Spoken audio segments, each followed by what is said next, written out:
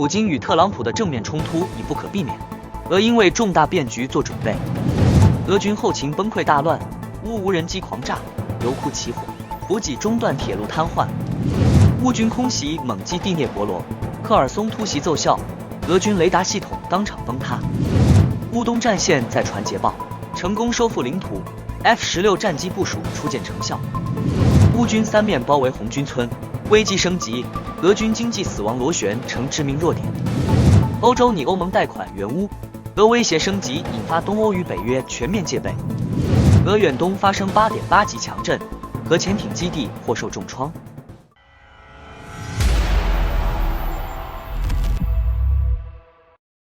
7月30日，俄罗斯媒体在社论中指出，随着美国总统特朗普针对俄乌战争发出明确最后通牒，普京与特朗普之间的正面冲突已无法避免，俄罗斯需要为接下来的重大变化做出准备。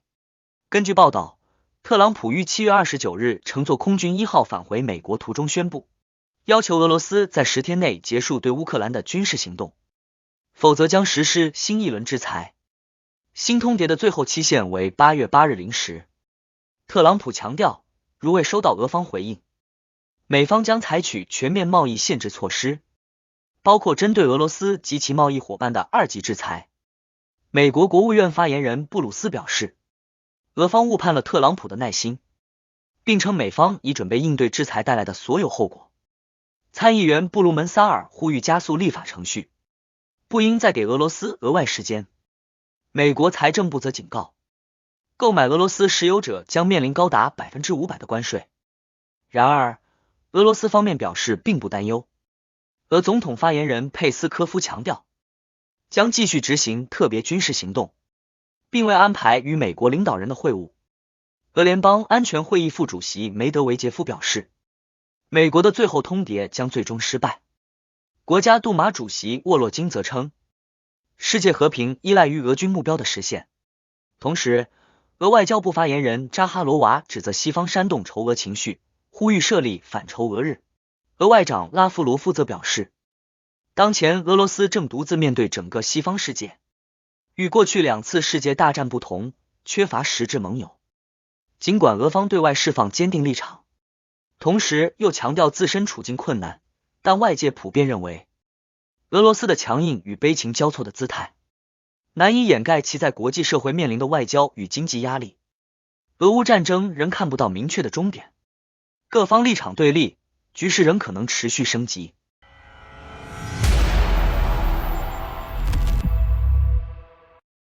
随着美国总统特朗普强硬缩短俄罗斯停火决策期限至10至12天，并威胁对购买俄能源国家征收 100% 关税，地缘政治压力骤然升温。作为回应，乌克兰迅速升级对俄军后方关键设施的打击，特别集中火力攻击俄南部战略交通节点罗斯托夫州的萨尔斯克地区。乌军连续3晚出动无人机，对该地区铁路线、油罐车及变电站实施精确打击。根据俄媒俄新社报道，7月29日深夜，一列由新库兹涅茨克开往基斯洛沃茨克的59号列车遭无人机攻击，造成2节车厢受损，18列列车因此延误超过7小时。虽无人员伤亡，但运输系统严重受阻。与此同时，一列疑似载有军用装备与燃料的俄军列车也遭袭击，爆炸引发剧烈火势，导致油罐车与装甲车起火，部分民用车辆波及。社交媒体上流传的视频显示，萨尔斯克市区浓烟滚滚，火光蔓延，多人伤亡报告正在确认中。有分析指出，萨尔斯克火车站是连接俄本土与备战克里米亚、顿内茨克及卢甘斯克的重要军需补给通道，具有高度战略价值。乌军在前一晚已使用无人机摧毁了该地区唯一的德沃伊纳亚牵引变电站，使整段电气化铁路线路停摆，大量军列滞留成为后续打击的固定目标。此次行动被认为由乌克兰国防情报局主导，并联合地方游击队执行。戈尔自5月起即持续打击俄军燃料列车与补给线，并在上周对扎波罗热地区铁路设施发动袭击，导致俄军一条主干补给线瘫痪达1周之久。外界认为，此类系统性攻击反映出乌军正有步骤地摧毁俄军后勤体系，目标聚焦在运载燃料与重型装备的军列，且情报精度显示乌方掌握俄军调动细节已相当精准。俄军事评论警察告称，此类定点清除式攻击极可能是乌军为新一轮大规模反攻行动铺路，属于塑造战场前奏。若类似袭击扩散至更多后勤枢纽，俄军在东部计划中的夏季攻势恐将严重受挫。7月30日凌晨，美国军事媒体战区证实，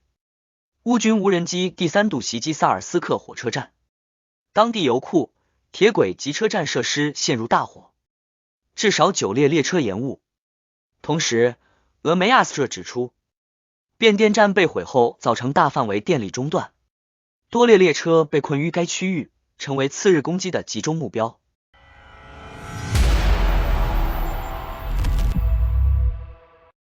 7月29日前后，俄军宣称占领了乌克兰第聂伯罗地区的马利夫卡村，并发布照片展示士兵在当地升旗。乌克兰方面很快发布视频证据反驳，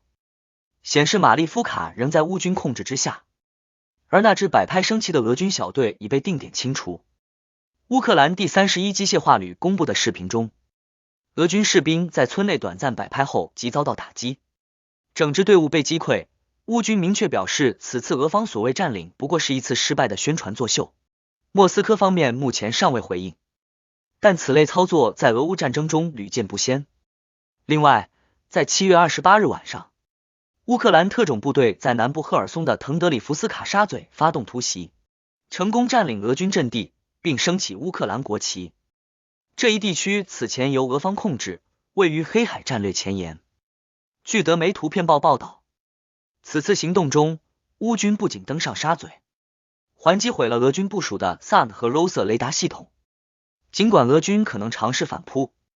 但乌军成功立足本身已是一种明确信号。乌方不会放弃任何一寸领土，无论是陆地还是海域。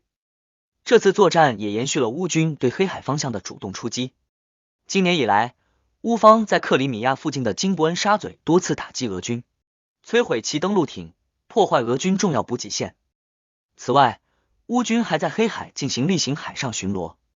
曾摧毁多处俄方海上天然气平台，逐步压缩俄军海上活动空间。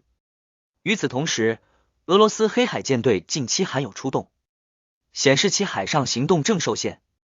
赫尔松地区陆地战线也依旧激烈，乌军近期在前线摧毁俄军的一门第30型122毫米牵引榴弹炮，进一步削弱对方火力。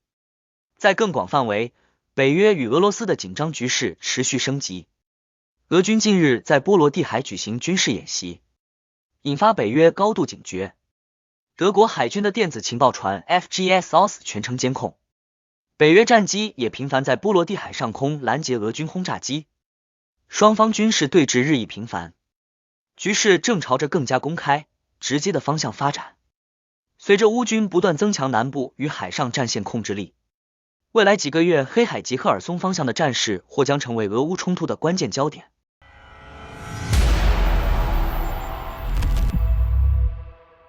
乌克兰军方近日宣布，在顿内茨克州米尔诺赫拉德方向的拉金镇取得关键性胜利。此次行动由乌克兰步兵部队发起，在炮兵火力和无人机侦察的配合下，成功从俄军手中收复该地。拉金镇原为俄军在前线的重要据点，兼具后勤支援与监视功能。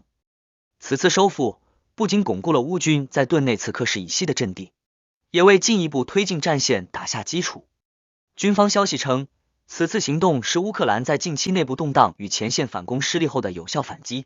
空中支援方面，乌克兰空军持续加强作战力度。根据开源情报账号 NoReports 披露，一架 MiG-29战机近期对乌南战线的俄军阵地进行了精准打击，有效削弱敌军部署。此外，西方提供的 F-16战斗机也开始在多个战区逐步部署，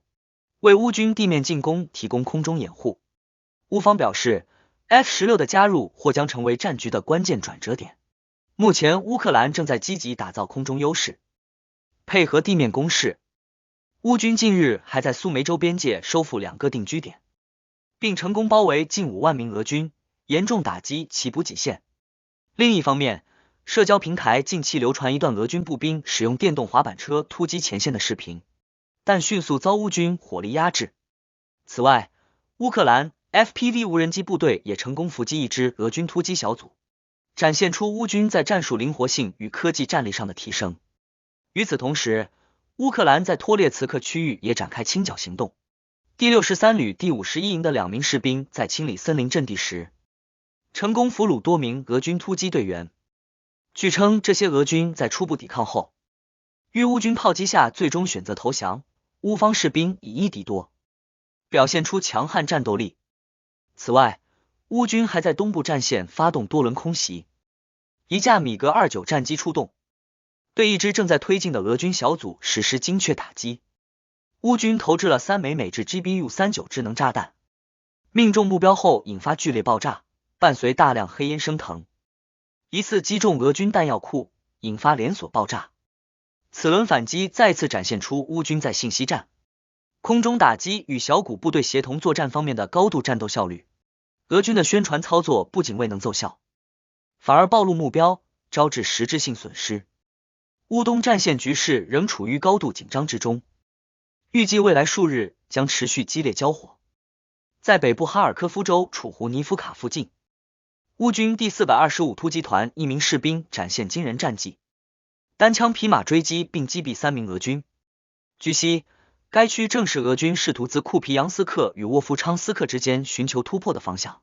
乌军为防堵敌军推进，正迅速调动兵力至该战区。同时，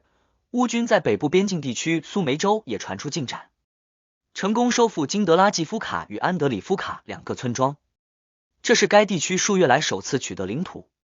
尽管战果规模有限，却对士气产生关键激励作用。然而，俄军为阻止乌军前进，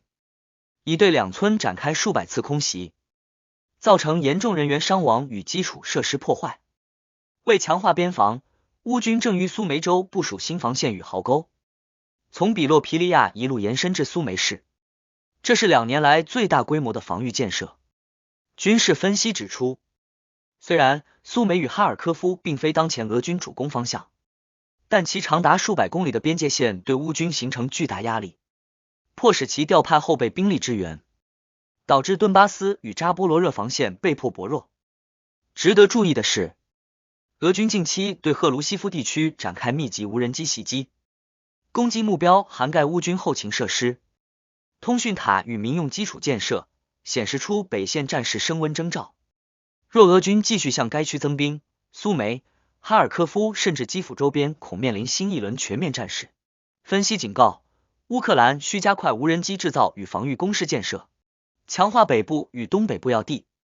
及早因应可能的大规模进攻。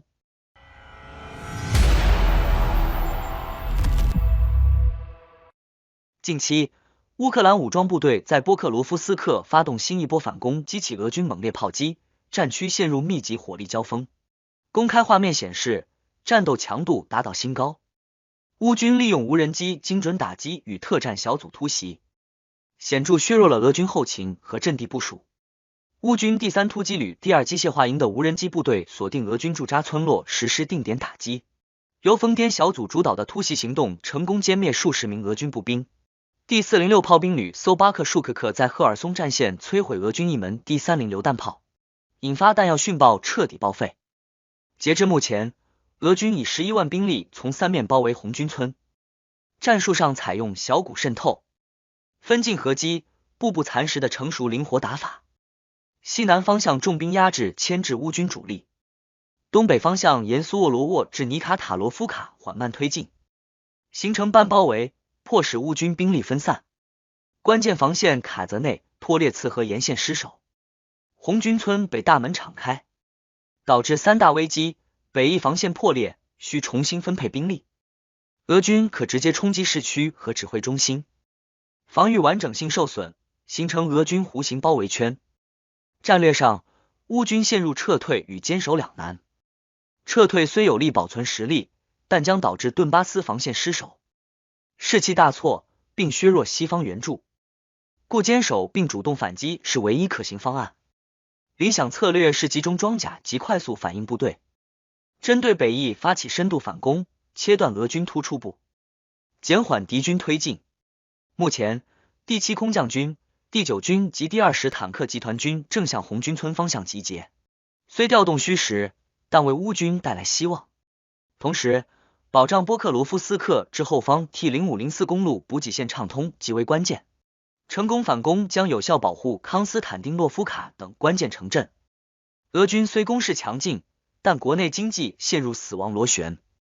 国际制裁加剧，补给链频遭乌军无人机破坏，持续作战压力巨大。若无印度持续支持，战事难以为继。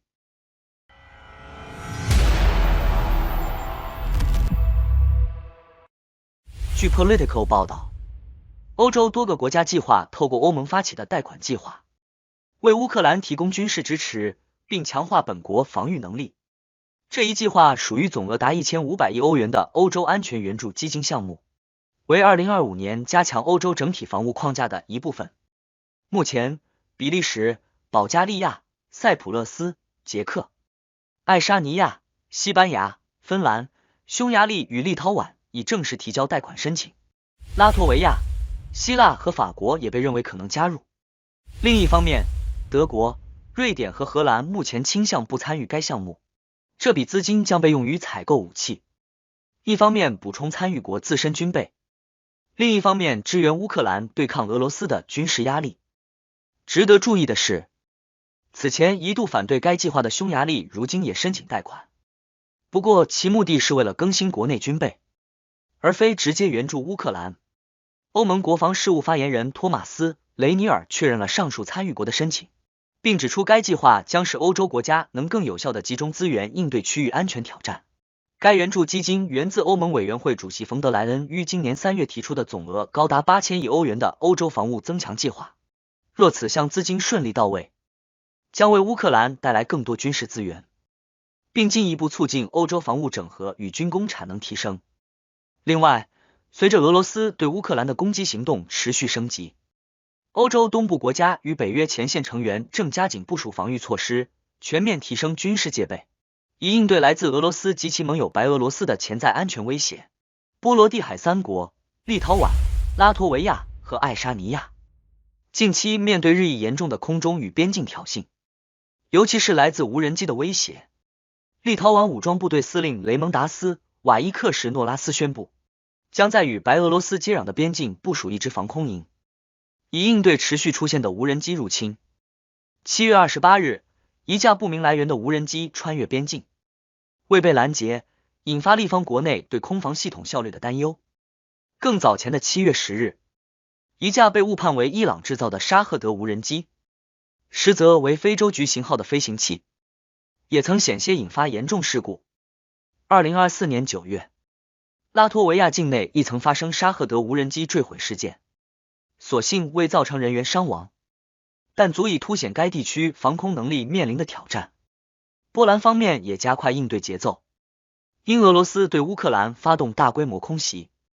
波兰武装部队近期在夜间紧急调动战斗机，并全面提升雷达与防空系统的警戒等级。波兰作战指挥部表示，东部区域已加强部署，以确保防止任何潜在空中威胁波及波兰领空。爱沙尼亚方面则对俄罗斯的海上行动提出强烈抗议，其外交部指控一艘俄罗斯边境巡逻舰日前未经许可进入爱沙尼亚领海。对此，爱沙尼亚召见俄方临时代办并递交外交照会，强调该行为已严重侵犯国家主权，被视为对波罗的海区域安全的又一次挑衅。在持续的安全压力下，欧洲国家也在加速推进军事现代化。根据防务新闻报道，美国洛克希德·马丁公司表示，若德国与美方最终敲定低风导弹系统的采购协议，公司将加速导弹发射车的生产进程。该系统每套包含4辆发射车及支援车辆，具备发射标准6型导弹与战斧巡航导弹的能力，将显著增强德国对空与对地的打击能力。此举亦凸显当前欧洲在军事工业上仍高度依赖美国技术，短期内实现防卫自主仍存挑战。